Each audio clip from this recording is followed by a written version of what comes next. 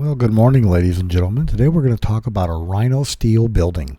It's a 30 foot by 30 foot, 10-foot walls on the side, 15 feet at the peak. It's all steel. It needs a good foundation, and you order it. It comes in one big kit. So this is a 30 foot by 30 foot. It was the biggest that we could put on our lot. And then we took the anchor plans and we came up with a plan for the air and for the conduit system for all the wiring that we're going to have in the garage as we build it. And then once you order it, it comes on a truck one day, and you'll have to rent a loader to take it all off. And you get all the steel beams, you get all the siding, you get all the trim, you get all the hardware. Make a good place for it. We were behind on our slab, which is why it had to get stored in our garage for a while. On our driveway for a while, and we just covered it with tarps and just let it go until we had a place to put it. So anyway, be prepared for all of that. As one of the other things we got were all the closures that go between the steel and the siding, so that there's no way for bugs or insects to get in. And there you go. So then we began the process of building the slab. We had to go down 11 feet to hit good solid ground. We built up the cinder blocks. We filled it all in the inside with number 2 crushed gravel and pea gravel as a mix. We ran rebar down every fourth alignment of the holes in the cinder blocks, and we eventually got to the point where we had it filled. We had the rebar and the plastic down, and we were just waiting for the concrete pour. All the anchor bolts for everything were already in plywood and anchored and ready to go. And then once the slab is poured and cured, then you can begin bolting these in. And since we already had the anchor bolts, it's a matter of standing them upright and bracing them, bolting them down, and connecting them all together.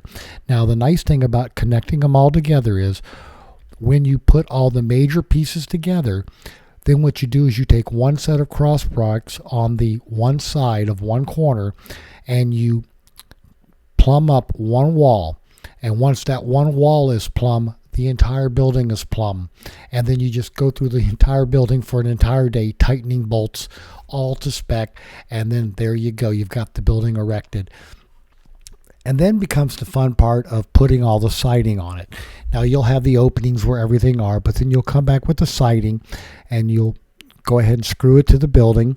And then once the siding's all in place, then you'll start on the roof, and you do that. Then you'll finally get the center ridge of the roof done, and then you can start applying all the trim pieces. Now, it's got all the eave wrapments and everything. It comes with all the gutters and the downspouts, everything you need to do to make this a complete building. So again, one nice thing about the Rhino Steel buildings is they come as a nice kit. They're all to code for your area, a set of plans. So when you go to the building permit, there's not a problem getting a permit to have this building erected, and it's not a bad job to do. This was basically a one-person job for most of it, and then on just a few places we had to have 2 people. And then like the garage doors here, we just paid a contractor to come in and install the garage doors that we had bought. So there you go. And then we did the same thing with the electrical. When we finally got to it, we had an electrician come out to do the post and the beam. We dug the trench and everything. We did all the internal wiring and had it all inspected. But, again, it's a one-person job. We did set up in the slab a place for plumbing, so we have a place for water to come in, and we have sewage that can go into the septic system. So this garage mahal is becoming called, as you'll see when we get finished with the insulation and the siding and the flooring and everything else we're going to do to it. Here we are building a bridge because it's a little bit higher up and there was a low spot in our yard. So we just built ourselves a little, treated lumber bridge to go out to it, so it makes it easy just to walk out to the garage mahal from the back of the house, and that way we don't have to worry about any water or rain or mud or anything like that. And we ended up putting a storm door on the outside of the man door right there. Those windows are windows from Home Depot or Lowe's. They are double insulated. They're slides 4x4, and we just put angle iron and anchored it all to the building, so they're in there. And then, of course, as you'll see in a moment, when we start doing the inside, we wanted to add insulation. And instead of having blown in insulation, which would be difficult to have, we'd have to have all our wiring and conduit. We took 2x4s, put them on center with each other, and went ahead and began filling all the metal voids that are in the hangar. So that what we did was in that garage, that way we had 2x4 so that we could come back and take 9-inch R30 insulation, staple it to the 2x4s just like you would in a house, and then Bob's your uncle. We had everything pretty much insulated at that point once all the 2x4s are in. Now it takes a while to do all of that. The bottom ends are free and they are resting on the bottom of the purloins, and then you drill a hole up in the bottom and you anchor them with a screw so they won't move. So we had to move things around as we did things, but eventually we got all the lumber into the walls, around all the windows, and insulated. At that point, before we went with the insulation, we wanted to make sure that we had all of our electricity run where we wanted to have it run. So we had to run all the wires. Now the wires are run in the girts along the side, so they're in a metal channel so nothing can get in their way. And then we had to decide where the panel box was going to go. And like I said, we had an electrical plan that we came up with while we were waiting on the building to arrive. And then once we had the electricity the studs and the insulation where we wanted, then, they could be added after all the electricity was in place. So the studs got put in place first. Then we could come back and add all our electrical connections, including the ones on the outside, anchor all the windows, use a lot of foam sealer to keep the bugs out, and then, just begin having fun wiring everything up. Now it does take a little bit of a while, but it is very enjoyable. And once it's fully enclosed, then you're protected from the weather and you don't have to worry about anything. You can lock the doors and throw them. So again, just take your time. Again, doesn't look like you're moving very fast, but again, it's a one-person job. And I had nothing really else to do at that point. So just kept working along, doing it bit by bit. And like I said, the neighbors kept looking at the garage and going a little over the top on all of this, and that's when it began to be called the Garage Mahal. And we actually had some friends of ours who were traveling in India, and they visited the Garage Mahal and took a picture of it for us, and we have that hanging by the door of our Garage Mahal. So anyway, here we are coming along. We're still running on extension cords at this point, but right here is where we're starting to where you see things meet. And now we're waiting for the electricity to come in. And this was the trench why we had the trencher. We dug it for the sewer and the water. So everything will connect up with the house. All goes to the septic system, and we bring our water down. It's down 3 feet below the frost line so that we can bring water out to the Garage Mahal and do all of that. And then here's the trench that we dug for the power line, 3-phase, 220 from the power pole. And then we had an electrician come out. After we repaired the metal there, we had an electrician come out, and he set the meter pan and all for us as part of which is required by code in our particular area. And we left enough on the end of it to coil up to put up on the power pole. And then a few days later, when the work order got exercised, the power company came out and hooked us up, verified everything inside the garage was fine, and then hooked us up to real power and took away our building permit tag and gave us a tag. So again, not hard to do, just takes a bit of time.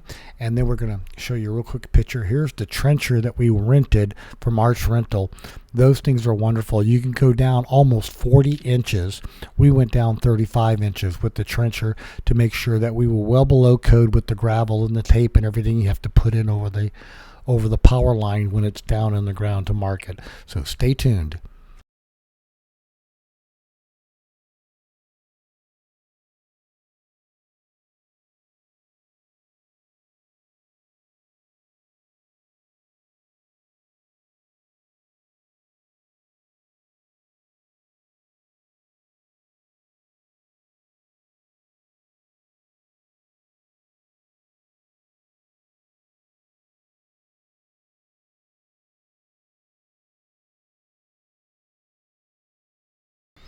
So here you can see that we're just marking how deep our trench is, taking pictures of it to show that we actually did it.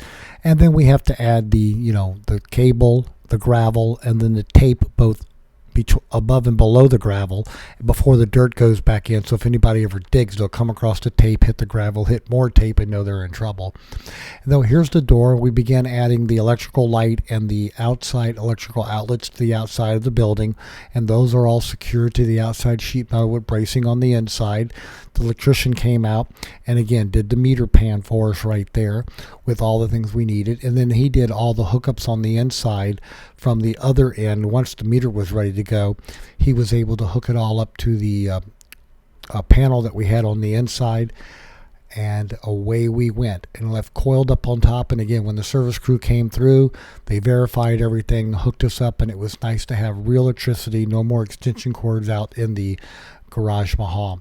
So again, just take your time and plan accordingly. Now, once we got electricity, we began being fairly spirited, so stay tuned for the next project. Now, once we had everything in place, we took some angle iron, drilled some holes in it, used some of our extra hardware from the building, and we built a beam out of 3 2x8s and some plywood, glued it all, screwed it all, and bolted it all together, made a joist beam, hung other joists for the floor, suspended it from the anchors above with some more angle iron, put OSB up on the top. We insulated in between, put OSB on the bottom, and put a bunch of lights on the bottom of that to all the switches. And as you can see here, here's all the insulation going in. Now, the other reason we wanted to use wood was because it's a nice way, easy way with a 2-foot span from center to staple the insulation in. This way we were able to come back with OSB and cover and know that every 2 feet we had some place to screw the OSB to, so the panels that cover the walls and the ceiling and everything are screwed in there, so that way if you ever need to get into the wall, it's a matter of taking the screws loose.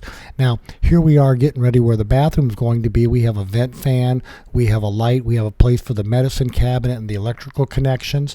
All were GFI'd, and then here we are adding light switches around the windows. We have outlets going in, so coming along fairly nicely. And then once you get everything all in, like once we had the ceiling under the loft, we come back and put fans on there, and the fans are white bladed, but because the trim on the building is green, we added 2 blades of green to each of the 4 bladed fans. So just a little personalization touch. Then we bought a refrigerator and we converted it to a keg cooler. Basically, a keg goes in the bottom, the tap comes out through the front door, your CO2 bottle sits in there, so you can buy a keg of whatever you want and then put it in there, and then you have beer on tap, and it's good for about a month. We've had Warsteiners and we've had other beers. Some of the names I can't even pronounce, and if I do, I'll get them wrong, and it will make my wife giggle, so I won't do that. So eventually we got to where they came in, they put the meter in, and again, we got all our electricity hooked up, and we felt like we were in the 20th century again with real power. Now, here's our underground feed line, and what this does is this is sending a line out through conduit to our septic system, because we're much closer to the septic system than the house, and this will reduce about 300 feet of wiring to provide power for it. Then, like I said, we had the vent fan on the outside, and then once everything was in place, your first thing you do is we came in, we primed all the OSB, and then we painted it in white. So here we go, just a lot of that to go on. Again, take your time. We were going to epoxy the floor after we were doing all the painting, so we didn't worry about too much. And here you can see where we painted the 2 of the blades of the 4-bladed fan an alternate color. But just again, it's one of those things where you just take your time and you have fun you doing it. So I'll let you watch some of these, and we'll get on right before we get to the next project. So I'm missing a bunch of pictures, but as you can see here, we've got all the OSB in place. The windows are trimmed. The OSB's been painted. Electricity's up and running. Lights are under the counters. Oh, and we have counters. And we went to Home Depot and bought the oak cabinets and installed them, ordered glass knobs for them, and installed this first set of cabinets. Now, we were able to harvest some more, and there's our loft, as you can see, and we began filling it with stuff.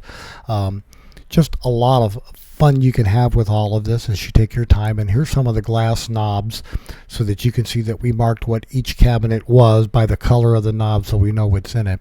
But again, you can have fun with this. Those could have been standard knobs, dark blue, light blue, whatever you want.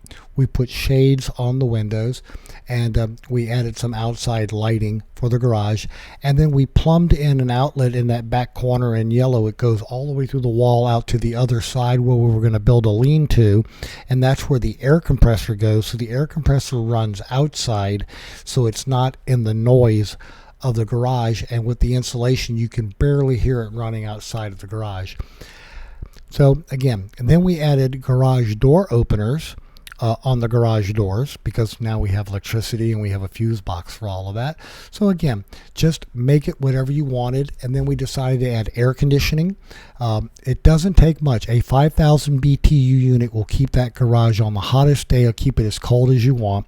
And then we added, as you saw, a Vermont casting wood stove so we can heat it with scrap wood and wood from the yard. And again, because it's so well insulated, we had a party one cold winter's day, had it filled with people. We had the fire going.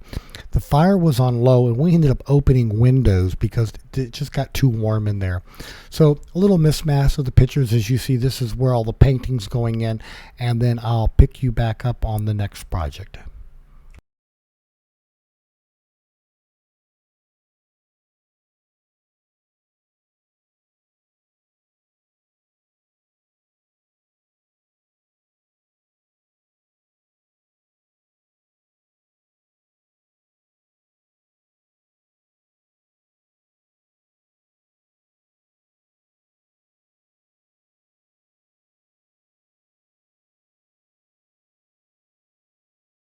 Now you might be noticing a lot of outlets up in the ceiling, and the reason for that is we're going to hang shop lights, and they have a very short cord that comes with them, and we're not worried about that because we can plug two into each outlet.